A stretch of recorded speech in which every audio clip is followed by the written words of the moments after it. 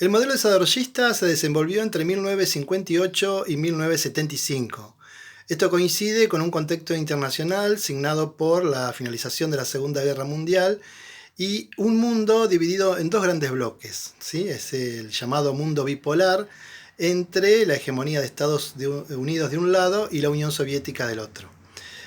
Hablar del desarrollismo es hablar de la propia teoría desarrollista, que entendía que bueno, el despegue de un país tenía que ver con la llegada de inversiones extranjeras para promover una industrialización de tipo pesada.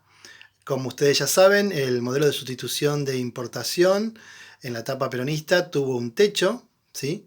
De ahí es que entre el año 52 y el año 55 Perón intenta un cambio en la política económica, pero ya era muy tarde por la conflictividad social imperante, por los conflictos que Perón tuvo que enfrentar, no solamente con la iglesia, la clase media, huelgas de trabajadores, ¿sí?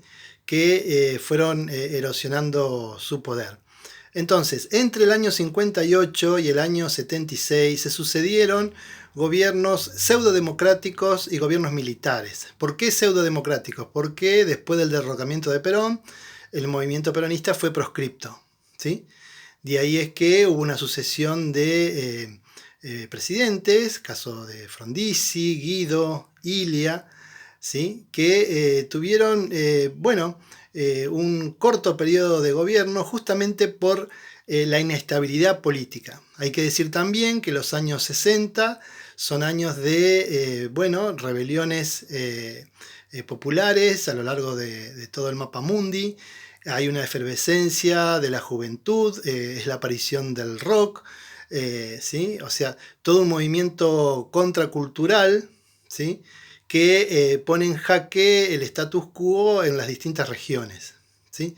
En este sentido, si queremos hablar de los años 60, tenemos que referirnos también a los distintos factores de poder que fueron desenvolviendo sus políticas. Cuando hablamos de factores de poder, hablamos de sectores o grupos sociales que por su intervención definen políticas de Estado. Entonces estamos hablando de al menos 4 factores de poder, como son el empresariado, el sindicalismo, la iglesia y las Fuerzas Armadas. En el caso del empresariado, ya se va perfilando una divisoria hacia el interior de este grupo.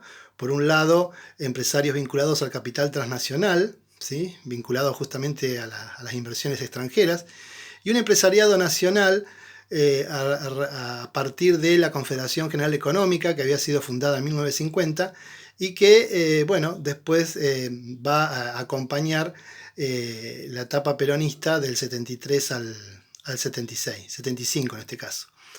En el caso de las Fuerzas Armadas hay una modificación en su formación, porque si bien el ejército argentino en sus inicios, a fines del siglo XIX, la formación ideológica tenía que ver con, bueno, exportar, o mejor dicho, trasladar los mecanismos de formación del ejército prusiano, posteriormente el ejército alemán. Y a posteriori de la finalización de la Segunda Guerra, las Fuerzas Armadas se van encuadrando dentro de lo que después se conoció como la doctrina de la seguridad nacional. Hay que decirlo que la Revolución Cubana en 1959, ¿sí? Y la adhesión o el puente ideológico que Cuba hace con la Unión Soviética, en un contexto de Guerra Fría, ¿sí? Hace que Estados Unidos, bueno, prenda una luz de alarma y comience a formar a los distintos ejércitos latinoamericanos dentro de la llamada doctrina de la seguridad nacional, que para decirlo en pocos términos sería, bueno, más que el cuidado de la frontera externa, el cuidado de la frontera interna, que significa, bueno, estar atentos a los movimientos de carácter subversivo, como los informes de estos ejércitos ya iban planteando. Hay que decir que la doctrina de la seguridad nacional fue la ideología dominante del golpe de Estado de 1976. Bien, otro de los sectores que también tenemos que tener presente en los años 60 es el sindicalismo. en el sentido que aquí también se van perfilando como dos grandes tendencias, una tendencia más bien participacionista o dialoguista de estos gremios y sindicatos peronistas que, bueno, tienen conversaciones con el establishment o la cúpula del ejército, y un sector combativo, ¿sí?, que después va a ser protagonista a fines de los años 60, de movimientos como el cordobazo, el rosariazo o el mendozazo. La Iglesia, por otro lado, también es un factor de poder en tanto y en cuanto, desde el golpe del 30, ha tenido una participación política importante en el juego de posiciones. Aquí hay que hacer referencia a nivel mundial del Concilio Vaticano II, que es una renovación teológica de la Iglesia para ponerse un poco más en sintonía con los cambios de época, y también en el marco de esta disputa de la Guerra Fría. Hay que decirlo que en las primeras elecciones en Italia, después de la reapertura democrática, justamente a continuación de la finalización de la Segunda Guerra, el Partido Comunista había hecho muy buenas elecciones, ¿sí? De ahí es que también, hacia el año 58, Juan XXIII llama a un concilio, y este concilio, como decía, fue muy importante porque si bien es una renovación teológica hacia el interior de la Iglesia, también promovió determinados debates y discusiones acerca de cómo se posicionan los laicos frente a los problemas sociales, ¿sí?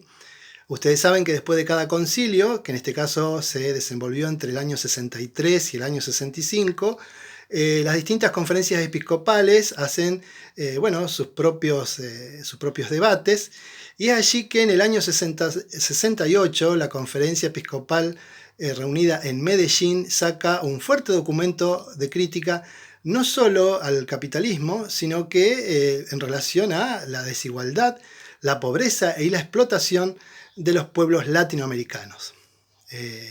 Esto viene a cuento que justamente hacia fines de los 60 y en 1970 concretamente, en la Argentina se crea el movimiento de sacerdotes para el tercer mundo, que era un movimiento de curas villeros, como se los conoce ahora, y que además de la crítica al capitalismo había una definición política central. Se definían por el socialismo nacional.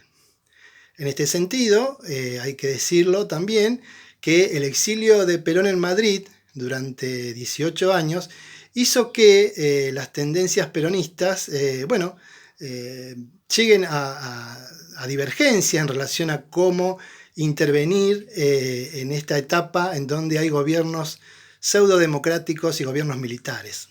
De allí es que retomo estudios de José Pablo Feynman cuando dice que para pensar el peronismo hay que pensarlo como una ideología pragmática aditiva, que según la época y las circunstancias hay una definición ideológica al respecto. Él va a decir que entre el año 45 y el año 55 el peronismo tuvo un sesgo nacional y popular, se planteó un proyecto de país en un contexto de persecución, represión y exilio de Perón. Aparece una beta de izquierda dentro del peronismo, que serían estos sectores que, capitaneados por un exdiputado peronista llamado John William Cook, había participado de la Revolución Cubana, ¿sí? Se había escrito con Perón y le había preguntado al general su opinión en el caso de que se decidan a hacer grupos armados para promover su vuelta. ¿Qué le responde el general que está en Madrid? Totalmente de acuerdo, Cook, siga adelante. De ahí es que desde el año 58 y hasta 1970, cuando se conforma el movimiento armado Montoneros, hay una sucesión de grupos que tienen como opción la lucha armada, ¿sí?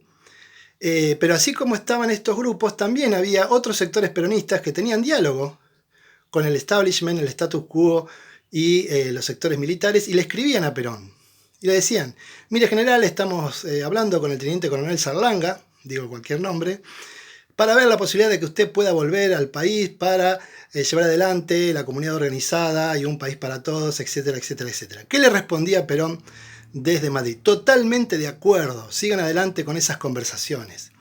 Ahí está un poco la beta estratega de Perón, de que todos trabajaban para él, mientras estuvo en el exilio, porque cuando volvió, en 1973 en Ezeiza, hubo un tiroteo cruzado que, se conoce como la masacre de Ezeiza, o sea, las tendencias que ya, no tenían ningún tipo de coincidencia en cuál era el proyecto peronista, se enfrentan en ese espacio. ¿Por qué contamos todo esto? Porque la educación desde el Estado, en un contexto desarrollista, se plantea la formación de los recursos humanos, ¿sí? Aquí la idea es de implementar una educación tecnocrática, ¿sí?, de formación de los recursos humanos para prepararse para el desarrollo de determinadas fuerzas productivas que tienen que ver con un tipo de industrialización pesada. Es por eso que se promueve la formación de técnicos, de ingenieros, ¿sí? La Universidad Obrera Argentina, que había sido fundada por Perón, se le cambia el nombre después de su proscripción y es la actual UTN. De ahí es que esto modifica no solamente los modos de trabajo, sino que la propia estructura social del país. Hay una idea ascendente, ¿sí?, en cuanto a que hay un atisbo de mejoramiento salarial, pero con el golpe que le desenvuelven a Ilia, la llegada de Onganía al poder es la llegada nuevamente de recetas liberales ortodoxas, de, no solamente congelamiento salarial, sino que se avanza sobre los derechos laborales que los trabajadores habían logrado desde la época del peronismo, ¿sí? De ahí es la reacción del Cordobazo. Entonces, tenemos un contexto de gran conflictividad social. Algunos autores van a hablar de que hay un empate social en el sentido de que ningún sector puede, hegemonizar sobre otro, ¿sí? De un lado podríamos decir los sectores concentrados de poder, ¿sí?, los empresariados transnacionales, la cúpula eclesial, la burocracia sindical, y del otro los sectores combativos del sindicalismo, el estudiantado que se había puesto a la lucha también después del golpe de Onganía, sectores de artistas e intelectuales, ¿sí?, y, cómo no, hacia finales de los 60 y principios de los 70, la irrupción de la guerrilla en la Argentina.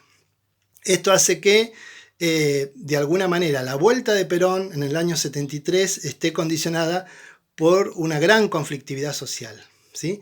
La etapa peronista del 73 al 76 es una etapa muy rica para estudiar, porque justamente hay una primera etapa, podríamos decir, de el gobierno de Cámpora, en donde muchos espacios del Estado es ocupado por la izquierda peronista, ¿sí? Ahí, por ejemplo, tenemos a una joven Adriana Puiggrós, con 32 años, asumiendo el decanato de la Facultad de Filosofía y Letras, ¿sí? Tenemos una dirección de adultos que desenvuelve un plan de alfabetización conformes a los postulados de Paulo Freire, en Pedagogía del Oprimido, ¿sí? O sea que hay una serie de cambios que algunos autores le van a llamar como, la primavera camporista. ¿Por qué?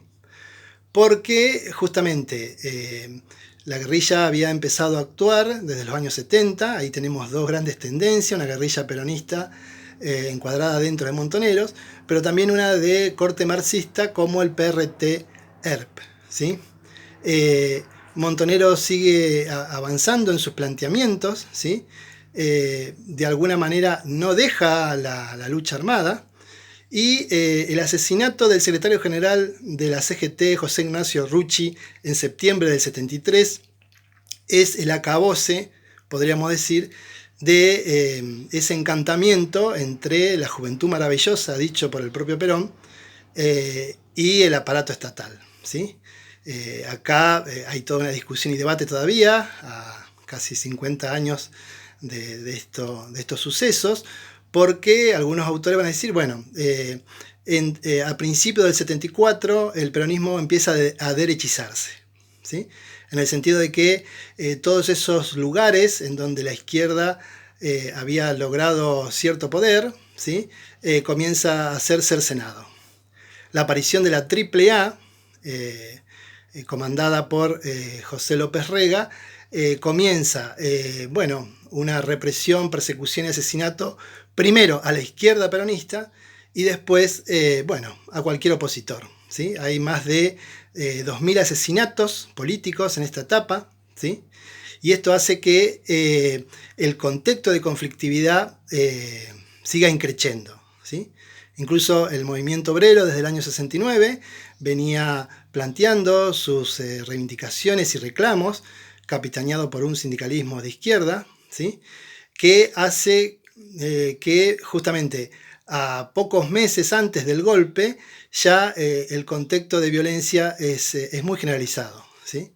El golpe de Estado del 76 también coincide con una crisis económica capitalista internacional desde el año 73, con el problema del precio del petróleo.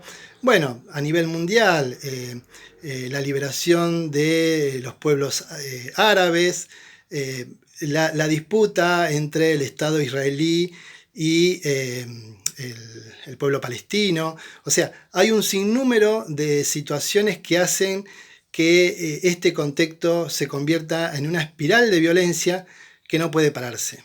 El golpe de Estado viene a romper ese empate social que habíamos mencionado de los años 60, y aquí los que perdemos somos los trabajadores.